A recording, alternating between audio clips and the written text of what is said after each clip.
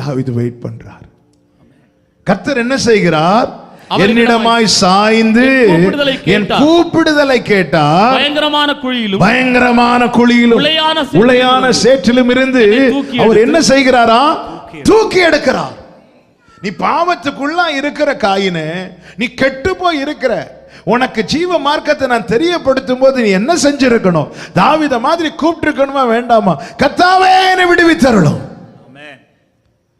என் அக்கிரமங்களின் தலை மயிரிலும் அதிகமா இருக்குது, நான் சோர்ந்து போறேன், எனக்கு வெளியே வர வாய்ப்பு இல்லை, என்னை சுற்றி நெருக்குது, என்னை யாருக்கும் விடுவிக்க முடியல, என்னால என்னை விடுவிக்க முடியல. கர்த்தாவே எனக்கு இறங்கும், உம்முடைய கிருபையின்படி என்னை நினைத்தருளும், உம்முடைய இரக்கங்களின்படி எனக்கு தயவா இறங்குங்க. இப்படி கதறினவனை கர்த்தர் கைவிடல. அப்ப தேவ சமூகத்தில் வரும்போது தேவன் உணர்த்துவார். அதான் நிதானிக்கணும், தேவ சமூகத்திலிருந்து நிதானிக்கணும், ஜெபிக்கணுங்க, ஜெபத்தை விட்டுறக்கூடாது. அப்பா சமூகத்தில் நிதானிக்கணும், நாம் நம்முடைய வழிகளை பார்க்கணும். கர்த்தர் பார்க்க இருதயத்தை ஆராய்கிறாராம். அவன் வழிகளுக்கு தக்க பலனை கொடுக்க அவர் இருதயத்தை ஆராய்ந்து கொண்டிருக்கிறார். ஆண்டவர் தெரியப்படுத்துவார். ஆண்டவர் பாருங்க, காயின் உடனே தேவ சமூகத்தை விட்டு போகல, அங்கேதான் அவன் முகநாடி வேறுபடுது, அங்கேதான். அப்ப ஒரிஜினல் காயின் இப்ப வெளியே வந்துட்டான். அவன் ஒரிஜினல் காயின் வெளியே வந்துட்டான்.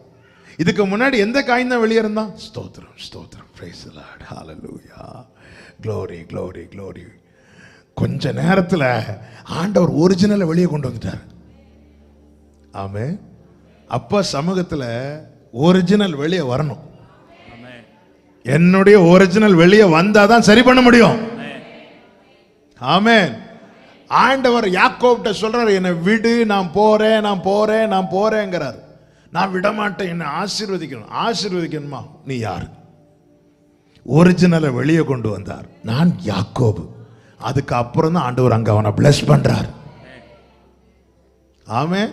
காயினுடைய ஒரிஜினாலிட்டி வெளியே வச்சுட்டார். பிரசன வெளியே. தேவ சமூகத்தில் வேஷம் போடவே முடியாது. ஈசாக்கை ஏமாத்தலாம், பரலோகத்தை ஏமாற்ற முடியாது. பாஸ்டர்ஸை ஏமாத்தலாம், பரலோகத்தை ஏமாற்ற முடியாது. ஆமென். நல்லா வந்துட்டு ஃபாஸ்டே வந்துட்டு அப்படியே நின்று ஜெபம் பண்ணி பார்த்தா, ஆண்டவர் என்ன அருமையான விசுவாசிங்களா ஆண்டவர் கொடுத்துருக்கிறீங்கப்பா. ஆமா, கொஞ்ச நேரம் இருந்தா ஆண்டவர் ஒரிஜினலை முகநாடி என்ன ஆகுமா? வேறுபட ஆரம்பிக்கும். ஒரிஜினல் வெளியே வந்த பிறகுதான் கர்த்தர் பேசுகிறார். ஒரிஜினல் வெளியே வந்ததுக்கு அப்புறம் தான் கர்த்தர் பேசுறார். அதன் அர்த்தம் என்ன? உன் வேஷம் அங்கே செல்லுபடி ஆகாது.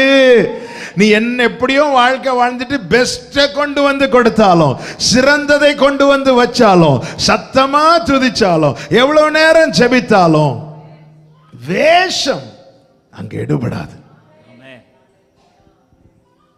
முகநாடி வேறுபடுது. அவன் எரிச்சல. இப்ப ஆண்டவர் பேசுற, காயினா என்ன பிரச்சனை உனக்கு? என்ன கொண்டு வந்தேன்னு கேட்கல, ஏன் உன் முகநாடி? அப்ப அவன் இவ்வளவு கஷ்டப்பட்டு காய்கறிகள்ல பெஸ்ட் கனிகள் எல்லாம் கொண்டு வந்து வச்சதை ஆண்டவர் மைண்டே பண்ணலையா? மைண்டே பண்ணல. அவர் பார்க்கறது காயின நீ நன்மை செய்த மேன்மை இல்லையோ?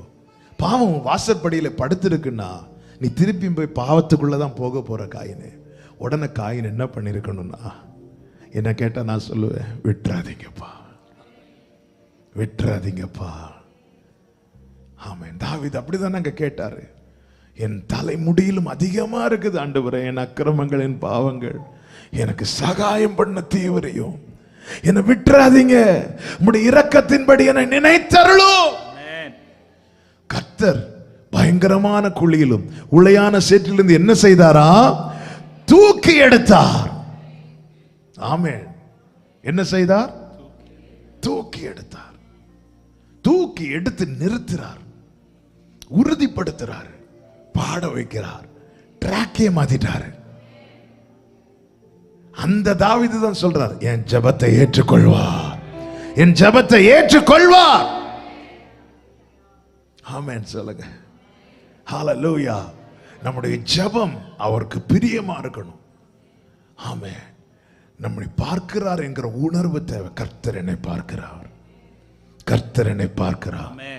ஜெபத்துல உட்காரும் போதும் எப்படி நான் ஜெபிக்க ஆரம்பிச்சிட்டேன். இப்பொழுது கர்த்தர் என்னை பார்த்தாருங்கள, நேற்று நைட்டு நான் என்ன பண்ணிட்டு இருந்தேன், இன்னைக்கு காலையில் நான் என்ன செஞ்சுட்டு வந்தேன், என்ன பேசிட்டு வந்தேன், வீட்டில் எப்படி சண்டை போட்டுட்டு வந்தேன், யார்கிட்ட என்ன பேசிட்டு வந்தேன், சர்ச்சுக்கு வெளியே வர்றது வரைக்கும் என்னெல்லாம் பேசிட்டு வந்தோம், என்னெல்லாம் நினச்சிட்டு வந்தோம், எல்லாத்தையும் கர்த்தர் பார்க்கிறார். பார்த்துட்டு அவருக்கு பிரியமில்லாததை நம்ம எல்லாம் செஞ்சுட்டு இங்கே வந்துட்டு ஆண்டவரை இப்பொழுதே தேசத்தின் மேல் மனம் இருங்குன்னு சொன்னா, ஆமென், ஹல்லேலூயா. ஆண்டவர் உணர்த்துகிறார். நம்முடைய பலி ஒரு நல்லா புரிஞ்சுக்கோங்க. நம்ம நிறைய காரியத்தில் எப்படி திருப்தி அடைகிறோம், அப்பாடா நேற்று 3 நாள் நான் ஃபாஸ்டிங் இருந்துட்டேன், நான் நேற்று காலையிலேருந்து நைட் வர, இதில் நம்ம திருப்தி அடையக்கூடாதுன்னு சொல்லலை. இது சந்தோஷம் தாங்க. 1 நிமிஷம் 2 நிமிஷம் ஜெபிக்க தெரிஞ்ச நம்மளை 1 மணிக்கூர் 2 மணிக்கூர் ஜெபிக்க, இதெல்லாம் சந்தோஷத்தில் மேன்மை.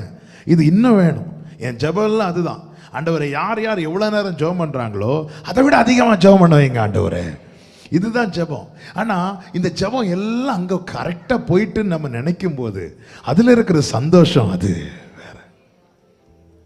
ஆமென், ஹல்லேலூயா, ஆமென். முந்தியெல்லாம் லெட்டர் அனுப்பி கிடைச்சிட்டுன்னு தெரியும் போது சந்தோஷம். இல்லை நீங்கள் அனுப்புனது இன்னும் கிடைக்கலன்னு சொல்லும் போது உடனே எங்கே யாரை போய் பார்க்கணும், யாரை போய் பிடிக்கணும். சில கொரியர்லாம் அனுப்பி டிலே ஆகும், 2 days டிலே ஆச்சுன்னா, ஃபஸ்ட் நாங்கள் அனுப்பினோம், ஃபஸ்ட்டு கிடைக்கலன்னு சொன்னது உடனே அங்கே ஃபோன் பண்ணுவாங்க, இங்கே ஃபோன் பண்ணுவாங்க. அவ்வளோதான், நமக்கு அனுப்பிட்டோங்கிற சந்தோஷம் கிடைக்கலன்னு வரும்போது மொத்தத்தில் போயிடும். ஆமென். ஆண்டவரே உமக்கு உகந்ததா இருக்கணும். கர்த்தர் பேசுறார். எப்பவுமே தேவ சமூகத்தில் உள்ளதை உள்ளதென்றும் இல்லதை இல்லதென்றும் சொல்லணும். காயினுடைய முகநாடி வேறுபட்டு அவனுடைய ஒரிஜினல் வெளியே வந்ததும் கர்த்தர் பேச ஆரம்பிக்கிறார். காயினே, ஏன் என்ன பிரச்சனை உனக்கு? அவன் ஒன்றுமே சொல்லலை. நீ நன்மை செய்தால் உனக்கு மேன்மை இல்லையா காயினே? நான் உன் வாழ்க்கையை பார்க்குறேன், உன் காணிக்கையை பார்க்கல காயினே. ஜெப அறையில் நீ இருக்கிற 10 நிமிஷத்தை மட்டும் நான் பார்க்கல, உன்னுடைய வாழ்க்கையின் 24 மணி நேரம் நான் பார்த்துட்டு இருக்கிறேன். ஹல்லேலூயா, ஹல்லேலூயா. செம்மையானவர்களின் ஜெபம் அவருக்கு பிரியமா? செம்மையானவர்களின் ஜெபம் அவருக்கு பிரியமா? அது அவருக்கு ரொம்ப பிடிக்குமா? ஹல்லேலூயா. நம்முடைய வழிகளை பார்க்கணும். அடுத்து பாருங்கள், ஆமென். ஒப்னி பினேகாசை குறித்து நமக்கு தெரியும். ஏலியின் 2 பிள்ளைகள். இப்போ இவங்க பெலிஸ்தியருக்கு எதிராக யுத்தம் பண்ண போறாங்க. யுத்தம் பண்ண போய் அங்க என்ன பண்ணிட்டாங்கன்னா, அங்க பயங்கரமான ஒரு அடி விழுது. உடனே திரும்பி வராங்க. திரும்பி வந்து என்ன சொல்றாங்க அப்படின்னா, நாம் கர்த்தருடைய உடன்படிக்கை பெட்டியை கொண்டு வருவோம் சொல்லிட்டு உடன்படிக்கை பெட்டியை தூக்கிட்டு வராங்க. உடன்படிக்கை பெட்டி வர்றதை கேள்விப்பட்டதும் பெலிஸ்தியர் நடுங்கிட்டாங்க. நமக்கு தேவனை குறித்த அறிவு எப்படி இருக்குதோ தெரியல, ஆனா பெலிஸ்தியர் பயங்கரமா பயப்படுறான். நம் தேவன் யார் என்பதை பிசாசானவன் சரியாய் அறிந்து என்ன செய்கிறான்? பயப்படுகிறான். அவங்க பயங்கரமா பயப்படுறாங்க. அவ்வளவுதான், அவங்க தேவனே வந்துட்டாருப்பா. ஏன்னா உடன்படிக்கை பெட்டியை கொண்டு வராங்க. அவர்கள் தேவனே வந்து விட்டார், இனி அவ்வளவுதான், நம்ம கதை அவ்வளவுதான் சொல்லும் போது அவங்க பலப்படுறாங்க. இல்லை, நம்ம கொஞ்சம் திடன் கொண்டு போய் ஜெயிக்கலாம் வாங்கன்னு சொல்லிட்டு வராங்க. இவங்க உடன்படிக்கை பெட்டி, இதுக்கு முன்பதாக எந்த யுத்தம் நடந்தாலும் சரி, யோசுவா நாட்களிலே உடன்படிக்கை பெட்டியை சுமந்து கொண்டு ஆசாரியர்கள் முன்பாக செல்லுவார்கள். யோர்தான் பிளக்கும், எரிகோ விழும். எந்த பெரிய வல்லமையும் தெய்வ பிரசன்னத்துக்கு முன்னாடி நிற்க முடியல. அதே வல்லமையே அதே நம்பிக்கையில் உடன்படிக்கை பெட்டியை சுமந்து கொண்டு வராங்க. ஆனால் இங்கே பெலிஸ்தியருக்கு முன்பாக மீண்டும் இஸ்ரவேலர் முறியடிக்கப்படுகிறார்கள். நேற்று உடன்படிக்கை பெட்டி இல்லாமல் போய் என்ன அடி விழுந்துச்சோ அதை விட பயங்கரமான அடி உடன்படிக்கை பெட்டியை சுமந்து கொண்டு போன பிறகு விழுது. இது யாருக்குமே புரியல. அந்த ஓப்னி பினேகாஸ் அந்த இடத்துல மாண்டு போகிறார்கள். அப்போ இந்த இடத்துல அவங்க ஆர்ப்பரிக்கிறாங்க. பாருங்கள், 5வது வசனத்தை வாசியுங்கள்.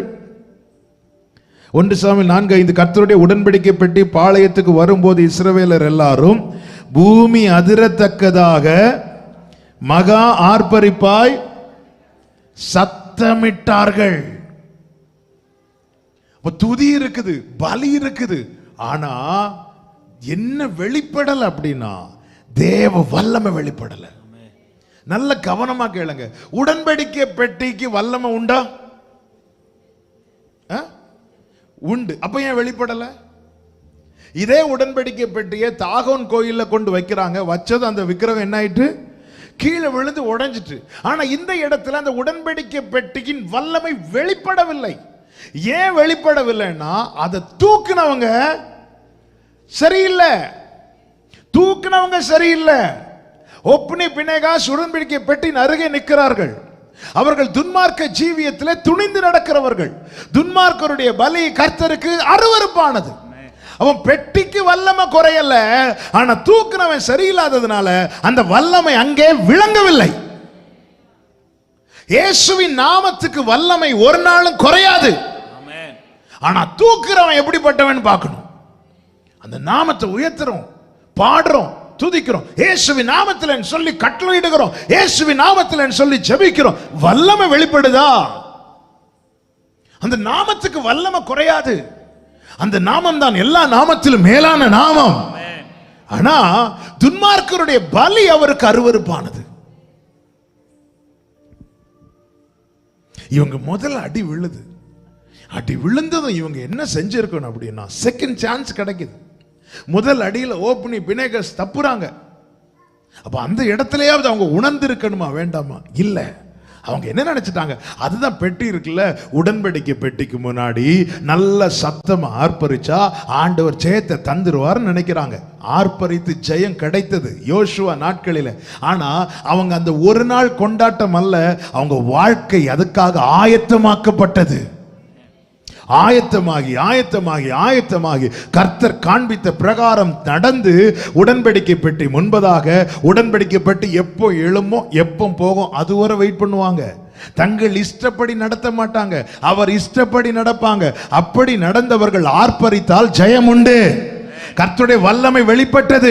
ஆனால் தன் இஷ்டப்படி, தன் கால் போன போக்கில், தன் மனம் போன போக்கில் நடந்தவர்கள் ஆர்ப்பரிக்கிறாங்க. சும்மா ஆர்ப்பரிக்கல, உடன்படிக்கை பெட்டியை சுமந்து கொண்டுதான் ஆர்ப்பரிக்கிறார்கள்.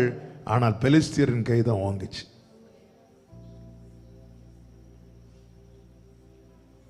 ஆண்டவர் உங்க நாமத்தை சொல்லிதான் ஆண்டவரை கூப்பிடுறோம். உங்க நாமத்துல தான் கேளுங்கன்னு சொன்னீங்க, நாங்க கேட்கிறோம் ஆண்டவரே. ஆனா எங்களுக்கு இன்னும் கிடைக்கலையே ஆண்டவரே.